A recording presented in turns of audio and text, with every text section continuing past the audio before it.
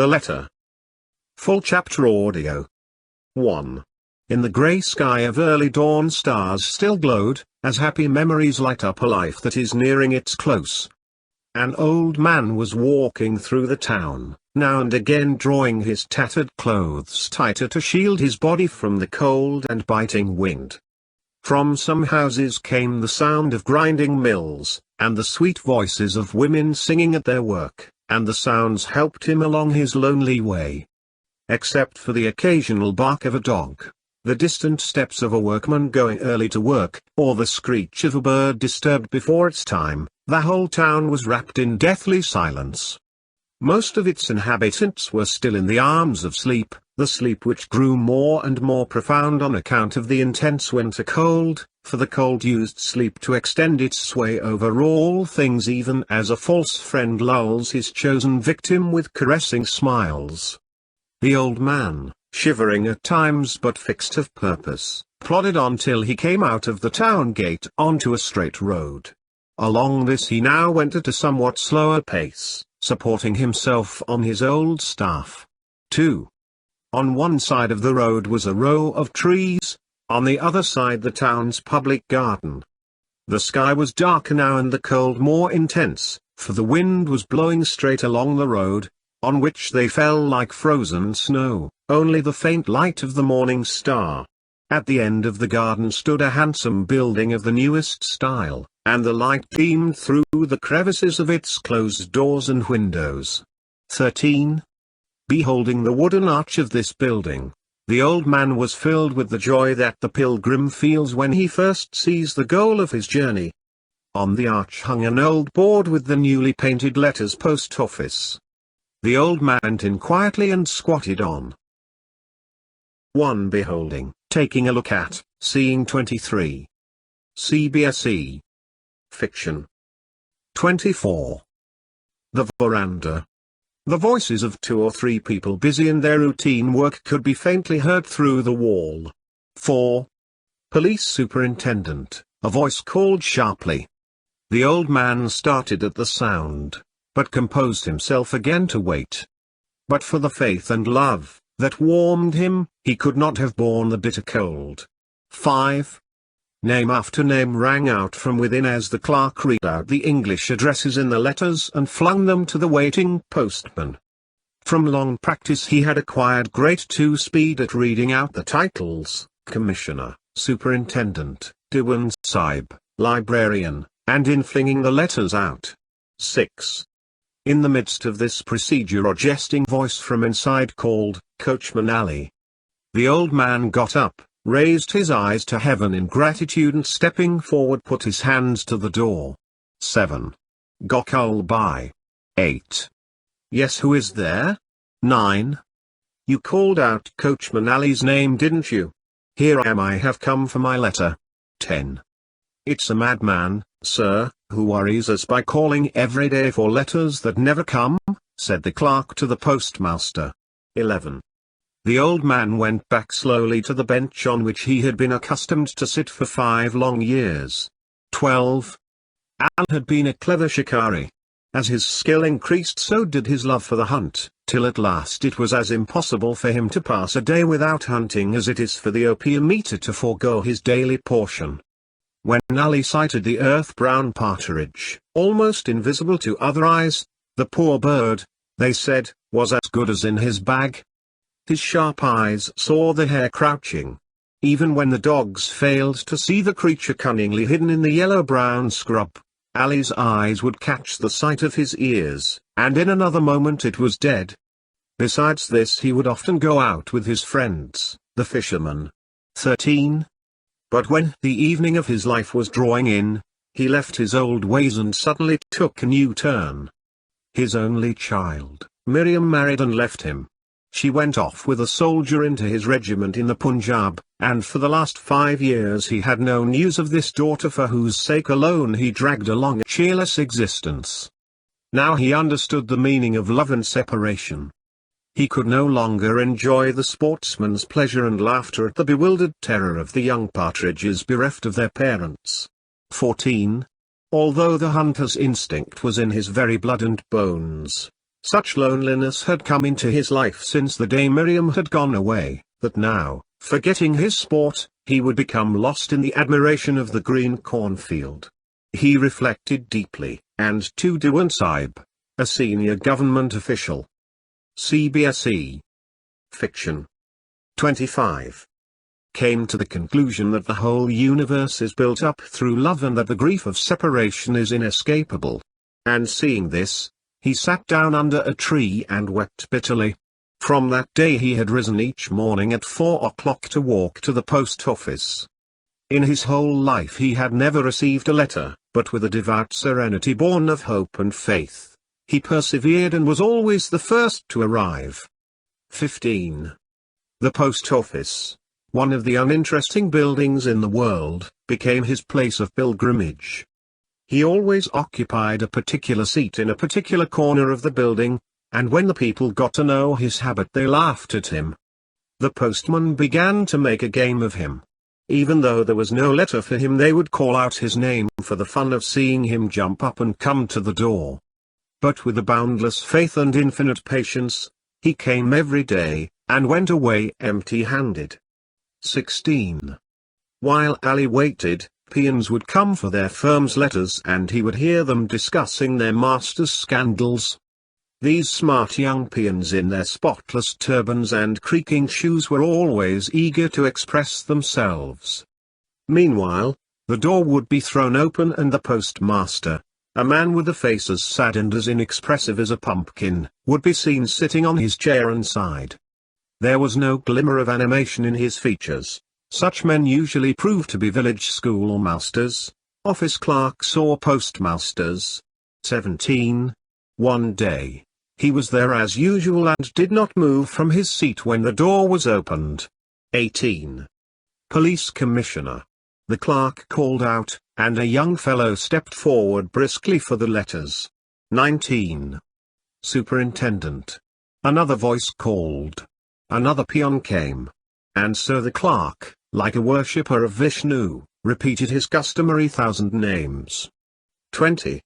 At last they had all gone. Ali got up too and saluting the post office as though it housed some precious relic, went off. A pitiable figure a century behind his time. 21.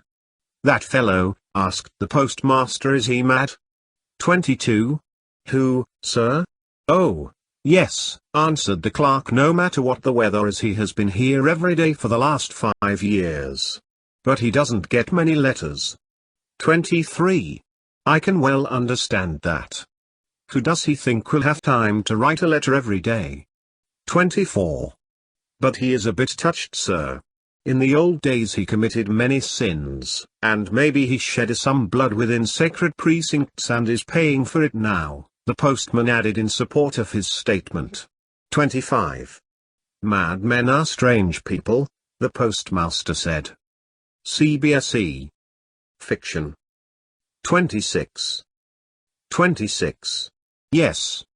Once I saw a postman in Ahmedabad who did absolutely nothing but make little heaps of dust. And another had a habit of going to the riverbed in order to pour water on a certain stone every day. 27. Oh. That's nothing, chimed in another. I knew one madman who paced up and down all day long, another who never ceased declaiming poetry, and a third who would slap himself on the cheek and then begin to cry because he was being beaten.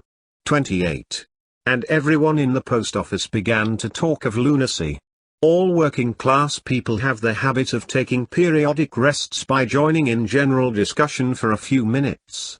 After listening a while, the postmaster got up and said, "It seems as though the mad live in a world of their own making. To them perhaps we too appear mad. The madman's world is rather like the poet's, I should think." 29. He laughed as he spoke the last words, looking at one of the clerks who wrote in different verse. Then he went out and the office became still again. 30. For several days Ali had not come to the post office. There was no one with enough sympathy or understanding to guess the reason, but all were curious to know what had stopped the old man. At last he came again, but it was a struggle for him to breathe, and on his face were clear signs of approaching end. That day he could not contain his patience. 31. Master Sahib, he begged the postmaster, have you a letter from my Miriam? 32. The postmaster wanted to get out to the country, and was in a hurry. 33. What a pest you are, brother! He exclaimed. 34. My name is Ali, answered Ali absent-mindedly. 35. I know. But do you think we've got your Miriam's name registered? 36. Then please note it down, brother. It will be useful if a letter should come when I am not here. For how should the villager who had spent 3/4 of his life hunting know that Miriam's name was not worth a pice to anyone but her father? 37. The postmaster was beginning to lose his temper. Have you no sense? He cried. 38. Get away. Do you think we're going to eat your letter when it comes? And he walked off hastily. Ali came out very slowly, turning after every few steps to gaze at the post office. His eyes were filled with tears of helplessness, for his patience was exhausted, even though he still had faith. Yet how could he still hope to hear from Miriam? 39. Ali heard one of the clerks coming up behind him, and turned to him. 40. Brother, he said. CBSE. Fiction. 27. 41. The clerk was surprised, but being a decent fellow he said, well. 42. Here, look at this. And Ali produced an old tin box and emptied 5 golden guineas into the surprised clerk's hands. Do not look so startled, he continued. 43. They will be useful to you, and they can never be to me. But will you do one thing? 44. What? 45. What do you see up there? Said Ali, pointing to the sky. 46. Heaven. 47. Allah is there, and in his presence I am giving you this money.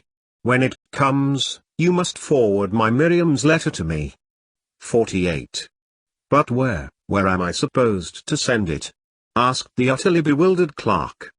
49. To my grave. 50. What? 51. Yes. It is true. Today is my last day, my very last, alas. And I have not seen Miriam, I have heard no letter from her. There were tears in Ali's eyes as the clerk slowly left him and went on his way with the 5 golden guineas in his pocket. 52. Ali was never seen again, and no one troubled to inquire after him. 53. One day, however, trouble came to the postmaster. His daughter lay ill in another town, and he was anxiously waiting for news of her. The post was brought in, and the letters piled on the table. Seeing an envelope of the color and shape he expected, the postmaster eagerly snatched it up. It was addressed to Coachman Ali, and he dropped it as though it had given him an electric shock. The haughty temper of the official had quite left him in his sorrow and anxiety, and had laid bare his human heart. He knew at once that this was the letter the old man had been waiting for. It must be from his daughter Miriam. 54. Lakshmi Das, called the postmaster, for such was the name of the clerk to whom Ali had given his money. 55. Yes, sir. 56. This is for your old coachman, Ali. Where is he now? CBSE. Fiction. 28. 57. I will find out, sir. 58. The postmaster did not receive his own letter all that day. He worried all night, and getting up at 3, went to sit in the office. When Ali comes at 4 o'clock, he mused, I will give him the letter myself. 59. For now the postmaster understood Ali's heart and his very soul. After spending but a single night in suspense, anxiously waiting for news of his daughter, his heart was brimming with sympathy for the poor old man who had spent his nights in the same suspense for the last 5 years. At the stroke of 5 he heard a soft knock on the door. He felt sure it was Ali. He rose quickly from his chair, his suffering father's heart recognizing another, and flung the door wider. 60. "Come in, Brother Ali," he cried, handing the letter to the meek old man, bent double with age, who was standing outside. Ali was leaning on a stick, and the tears were wet on his face as they had been when the clerk left him. But his features had been hard then, and now they were softened by lines of kindliness. He lifted his eyes and in them was a light so unearthly that the postmaster shrank back in fear and astonishment. 61. Lakshmi Das had heard the postmaster's words as he came towards the office from another quarter. "Who was that, sir? Old Ali?" he asked. But the postmaster took no notice of him. He was staring with wide-open eyes at the doorway from which Ali had disappeared. Where could he have gone? At last he turned to Lakshmi Das. "Yes, I was speaking to Ali," he said. 62. "Old Ali is dead, sir." "But give me his letter." 63. "What? But when? Are you sure, Lakshmi Das?" 64. "Yes, that is so," broke in a postman who had just arrived. "Ali died 3 months ago." 65. The postmaster was bewildered. Miriam's letter was still lying near the door, Ali's image was still before his eyes. He listened to Lakshmi Das's recital of the last interview, but he could still not doubt the reality of the knock on the door and the tears in Ali's eyes. He was perplexed. Had he really seen Ali? Had his imagination deceived him? Or had it perhaps been Lakshmi Das? 66. The daily routine began. The clerk read out the addresses: police commissioner, superintendent, librarian, and flung the letters deftly. 67. But the postmaster now watched them as eagerly as though each contained a warm, beating heart. He no longer thought of them in terms of envelopes and postcards. He saw the essential human worth of a letter. 68. That evening you could have seen Lakshmi Das and the postmaster walking with slow steps to Ali's grave. They laid the letter on it and turned back. 69. Lakshmi Das, were you indeed the first to come to the office this morning? CBSE. Fiction. 29. 70. Yes, sir, I was the first. 71. Then how? No. I don't understand. 72. What, sir? 73. Oh, never mind, the postmaster said shortly. At the office he parted from Lakshmi Das and went in. The newly wakened father's heart in him was reproaching him for having failed to understand Ali's anxiety, for now he himself had to spend another night of restless anxiety. Tortured by doubt and remorse, he sat down in the glow of the charcoal cigarette to wait. About the author Hugh Makichu, 1892–1965, was the pen name of Gaurashankar Govardhan as Josh, a prolific writer, who is considered one of the pioneers of the Gujarati short story. He published 24 collections of short stories, as well as 32 novels on historical and social subjects, and plays and travelogues. His writing is characterized by a poetic style, romanticism and powerful depiction of human emotions. Thank you. Please like, share, subscribe and comment below.